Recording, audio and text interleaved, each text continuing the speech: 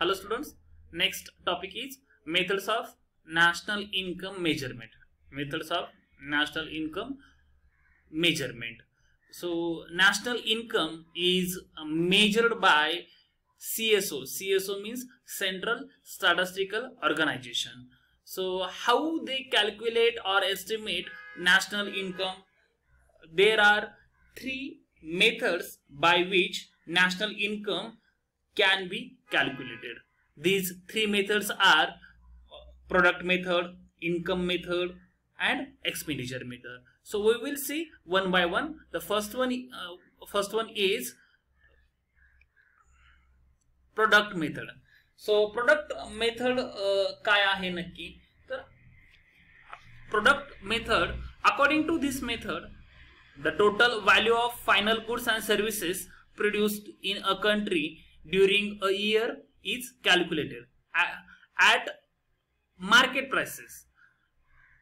To find out GNP, means gross national product, the data of all productive activities such as agricultural products, wood received from forests, minerals received from mines, commodities produced by industries, and the contribution to made for the production by transport, communication, insurance companies, etc. are collected and assessed at market prices.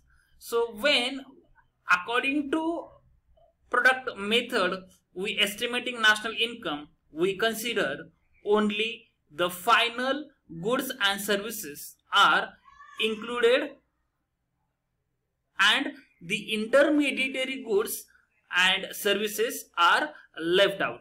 So this is the one of the important thing we have to understand regarding product method, that is the only final goods and services, value of only final goods and services considered for the national income according to product method, and the intermediary goods are not considered for the or their value not considered for the national income. So product method wise जे आहे तर ते national income जे आहे तर calculate करत असताना कशा प्रकारे कॅल्क्युलेट केलं जातं तर मग शेतीमधून किती उत्पन्न निघलेलं आहे, काय उत्पादन झालेलं आहे, त्याच्यानंतर फॉरेस्ट मधून किती लाकूड मिळालेलं आहे, खाणीमधून किती आपल्याला वेगवेगळे जे आहे खनिज मिळालेली आहेत, किती काय वस्तू ज्या आहेत, किती वस्तू इंडस्ट्रीजने प्रोड्यूस केलेल्या आहेत, सोबतच जे सर्व्हिस सेक्टर आहे त्यांचं जे आहे कॉन्ट्रीब्युशन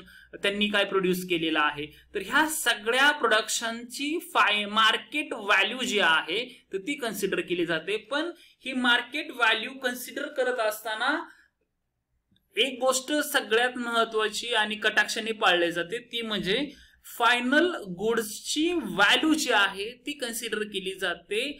जे इंटरमिडिएट जे आहे ऍज अ रॉ मटेरियल म्हणून जे यूज केले जातात प्रोडक्ट, त्या गोष्टी ज्या आहेत तर या ठिकाणी त्या कॅल्क्युलेट केल्या जात नाही. सपोज फॉर एक्झाम्पल द्यायचं झालं की इंटरमिडिएट प्रोडक्ट किंवा आणि फायनल प्रोडक्ट, तर आपण कॉटन आणि क्लोथचा नक्कीच घेऊ शकतो. हा जो कॉटन जो आहे तर कॉटनचा आपण वापर कशासाठी, जे क्लोथ जे आहे तर ते बनवण्यासाठी करू शकतो. कॉटनचा वापर करून आपण काय करतो, क्लोथ बनवतो. मग कॉटन हे काय आहे या ठिकाणी इंटरमिडिएट प्रोडक्ट आहे, कारण कॉटनचा वापर करून काय करणार आहे आपण क्लोथ तयार करणार आहे. मग क्लोथ त्या केसमध्ये काय होईल, क्लोथ जे आहे फायनल प्रोडक्ट तयार होईल. तर मग ज्यावेळेस नॅशनल इन्कम एस्टिमेट केलं जातं अकॉर्डिंग टू प्रोडक्ट मेथड, त्यावेळेस कॉटनची व्हॅल्यू जी आहे ती कन्सिडर केली जात नाही, कारण ते इंटरमिडिएट प्रोडक्ट आहे. त्या अशा वेळेस कुठली जी आहे व्हॅल्यू कॅल्क्युलेट केली जाते फायनल प्रोडक्टची, म्हणजे ह्या एक्झाम्पल मध्ये क्लोथ जे आहे त्याची व्हॅल्यू कॅल्क्युलेट केली जाईल, कारण ते काय आहे फायनल प्रोडक्ट. सो अशा पद्धतीने जे आहे प्रोडक्ट मेथड वाईज जे आहे नॅशनल इन्कम जे आहे ते एस्टिमेट केलं जातं. देन सेकंड मेथड जी आहे ती आहे income method. Second method of measurement of national income is income method. So according to this method, the net income payments net income payments received by all citizens of a country in a particular year are added. What says income method? The net income payments received by all citizens of a country in a particular year are added. It means income that received by all the factors of production. Income received by all the factors of production by the way of rent, means the owner of land factor of production get rent. Then wages also received to labor. Then interest received to capitalist investors. Then profit received by entrepreneur. So these are the rent, interest, profit, wages are the factor payments which are received by factors of production. So these incomes are added together in the income method to calculate national income. So all these means what? All this means what? Rent, wages, interest and profit all added together. But income received in the form of transfer payment. Income received in the form of transfer payments. Transfer payments means those payments for which no any economic activity is performed. So that payments have not included in this income method. So how the CSO, means Central Statistical Organization, estimating with the help of income, estimating national income with the help of income method? For that, they are collecting data from different sources, such as data from income tax department, data from companies' wage bills, data from market committees, where market committees give the data regarding the agricultural production, such as. So these are the various sources. With the help of that, CSO trying to estimate national income method wise. Income method wise जे आहे तर national income estimate करत असताना जे factor of production जे आहे, factor of production आपण कुठले पाहतो? Land, labour, capital, entrepreneur. So त्यांना जे पेमेंट्स मिळतं, लँडला रेंट मिळतो, लेबरला वेजेस मिळतात, जे कॅपिटल जे आहे तर त्याला इंटरेस्ट मिळतं, एंटरप्रेन्योरला प्रॉफिट. सो मग हे जे फॅक्टर पेमेंट्स जे आहे तर ते काय केले जातात? एकत्रित केले जातात आणि त्याच्यावरून जे आहे तर काय केलं जातं की जे नॅशनल इन्कम जे आहे तर ते काढलं जातं. सो मग ह्याच्यावरून कशा प्रकारे नॅशनल इन्कमची जी आहे इन्कम मेथड वाईज आपल्याला एक इक्वेशन बनवता येईल. तर ते इक्वेशन कसं असेल? So national income is equal to rent received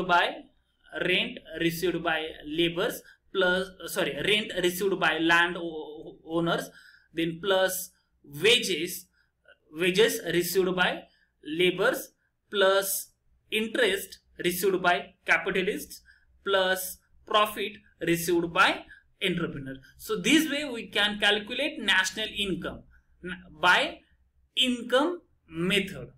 Then next, third method of national income estimation is expenditure method. So according to this method, the total expenditure does by the society in a particular year is added together. पूर्ण वर्षाच्या कालखंडामध्ये आपल्या देशामध्ये जो काही एकूण खर्च झालेला आहे तर तो खर्च काय केला जातो? एकत्रित करून expenditure method wise national income जे आहे ते कॅल्क्युलेट केलं जातं. तर मग ही जी मेथड आहे ती एका मेन अजम्पशन वरती डिपेंडंट आहे. So this concept is based on the assumption that national income is equal to national expenditure. Which assumption is that? National income is equal to national expenditure. So हे एकूण खर्च जो आहे एकूण उत्पन्नाबरोबर असतो असं गृहीत धरून काय केलं जातं, राष्ट्रीय उत्पन्न इज इक्वल टू हे राष्ट्रीय उत्पन्न जे आहे तर राष्ट्रीय खर्चाच्या बरोबर आहे असं गृहीत धरून एक्सपेंडिचर मेथड वाईज जे आहे नॅशनल इन्कम जे आहे ते कॅल्क्युलेट केलं जातं. सो मग ह्याच्यासाठी कुठले कुठले एक्सपेंडिचर जे आहेत तर ते कन्सिडर केले जातात. तर त्याच्यामध्ये all personal consumption expenditure plus all investment expenditure. आता इन्व्हेस्टमेंट एक्सपेंडिचर मीन्स कुठले की जे आपण फर्मसाठी बिल्डिंग, सपोज एखादी कंपनी तयार करायची आहे तर त्यासाठी आपण जे कन्स्ट्रक्शन करू, सोबत आपण तिथं मशिनरी, टूल्स, इक्विपमेंट ह्या गोष्टी इन्स्टॉल करू, व्हॅन्स जे आहे त्यांच्यासाठी घेऊ, तर ह्या कशामध्ये इन्व्हेस्टमेंट एक्सपेंडिचर मध्ये येतात. देन अजून कुठला एक्सपेंडिचर, गव्हर्नमेंट एक्सपेंडिचर म्हणजे कुठला की शासन जे आहे त्यांच्या कार्याला, शासन त्यांच्या प्रशासनावरती खर्च करत असतं, संरक्षणावरती खर्च करत असतं, शासन रेल्वेवरती खर्च करत असतं. तर हे सगळे खर्च जे आहेत ते सुद्धा ह्यामध्ये एक्सपेंडिचर मेथड मध्ये जे आहे कॅल्क्युलेट केले जातात. Then net foreign trade through जो आहे आपण किती खर्च करतो तर तेही आपण ह्याच्यामध्ये घेत असतो, जे आपल्याला एक्सपोर्ट मायनस इम्पोर्ट करून मिळत असतं.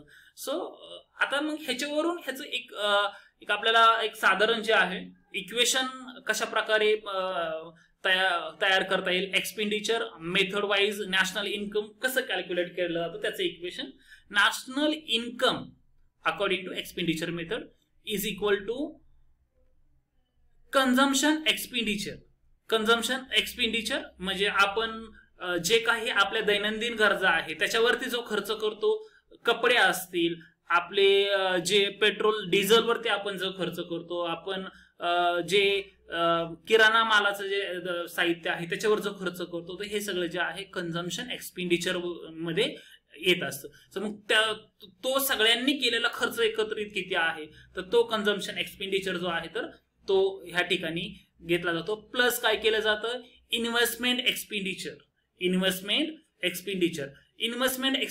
मध्ये काय येतं, इन्व्हेस्टमेंट एक्सपेंडिचर मध्ये जसं आता तुम्हाला सांगितलं की जे इंडस्ट्रियल सेक्टर आहे जे त्यासाठी ज्या ज्या इन्व्हेस्टमेंट्स होतात तर त्या इन्व्हेस्टमेंट एक्सपेंडिचर मध्ये येतं. तर हे सगळे जे आहे तर ते आपण expenditure method wise national income estimate करत असताना ऍड करत असतो. अजून काय ऍड केलं जातं expenditure method wise national income calculate करत असताना, गव्हर्नमेंट एक्सपेंडिचर, शासनाचा जो एकूण खर्च आहे तो पण नॅशनल इन्कम एस्टिमेट करत असताना कन्सिडर केला जातो. आणि नेट फॉरेन ट्रेड एक्सपेंडिचर आहे तर तो एक्सपोर्ट किती केला आहे, म्हणजे आपण एक्सपोर्ट करतो म्हणजे काय करतो, वस्तू सेवा ज्या आहेत निर्यात करतो, मग त्या वस्तू सेवा निर्यात केल्यामुळे आपल्याला इन्कम मिळतं.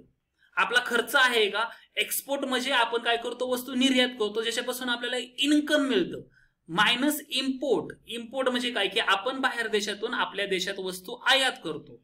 मग आयात करतो म्हणजे काय करतो, आपण त्याच्यावरती खर्च करत असतो. मग हा एक्सपोर्ट म्हणजे इन्कम आहे आणि इम्पोर्ट म्हणजे काय आहे, खर्च आहे.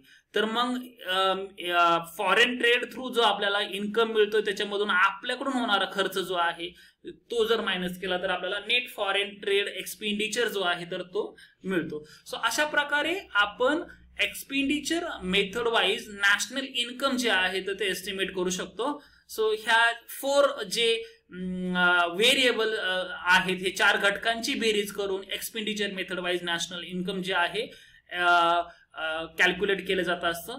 जर तुम्हाला जर आठवत असेल तर आपण सेम हेच 4 फॅक्टर्स आहेत ज्याचा यूज करून आपण जीडीपी काढतो. जीडीपी म्हणजेच नॅशनल इन्कमची एक कन्सेप्ट आहे. सो अशा प्रकारे ह्या 3 पद्धतीने नॅशनल इन्कम जे आहे ते एस्टिमेट केलं जातं. पहिली आपण मेथड पाहिली प्रोडक्ट मेथड, देन सेकंड जी मेथड आहे ती पाहिली आपण इन्कम मेथड, आणि थर्ड मेथड जी आहे ती एक्सपेंडिचर मेथड. अशा प्रकारे आपण काय करत असतो, नॅशनल इन्कम जे आहे तर ते मेजर करत असतो. भारतामध्ये प्रामुख्याने नॅशनल इन्कम एस्टिमेट करत असताना पहिल्या 2 पद्धतीचा वापर केला जातो, प्रोडक्ट मेथड आणि इन्कम मेथड. एक्सपेंडिचर मेथड जी आहे आपल्याकडं शक्यतो वापरली जात नाही. आपण पहिल्या 2 मेथडने नॅशनल इन्कम जे आहे एस्टिमेट करत असतो.